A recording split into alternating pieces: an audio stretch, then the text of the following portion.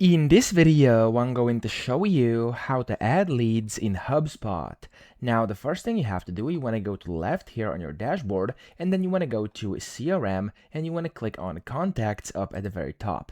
Now, from here, it's going to open your contacts inside your CRM, and you'll see if you have some people in here, they're going to show here in this table. And if you actually want to add new leads in here, it's super simple. You want to go to Add Contacts up top, and you want to click on it, and you can either go and create new or click on the import button if you actually want to bulk import multiple leads. I'm just gonna go and click on create new right now.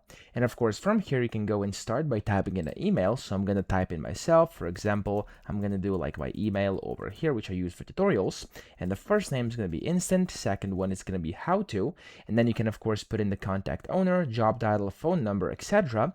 And then from here you can see the life cycle stage. This is very important. You can of course switch it to a lead. So whatever it is, switch it over to lead, and that's how to add a lead. You could also go and select the lead status. So I'm going to do a new lead. And of course, here you also have the legal basis for processing contacts data. I'm going to use this lead one over here, and that's going to be it. Whenever you've done that, you can hit this create button over here, or create and add another if you want to add another one as well. I'm just going to add this one, and there we go. The lead has been added to my list. It's automatically going to open, but I can also go back to contacts, top left over here.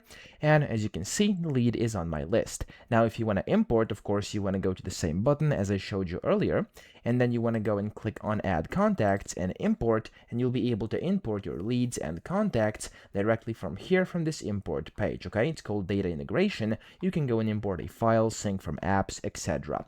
That's how you achieve this. I hope this video helped you out. If it did, please subscribe to the channel and help me out as well.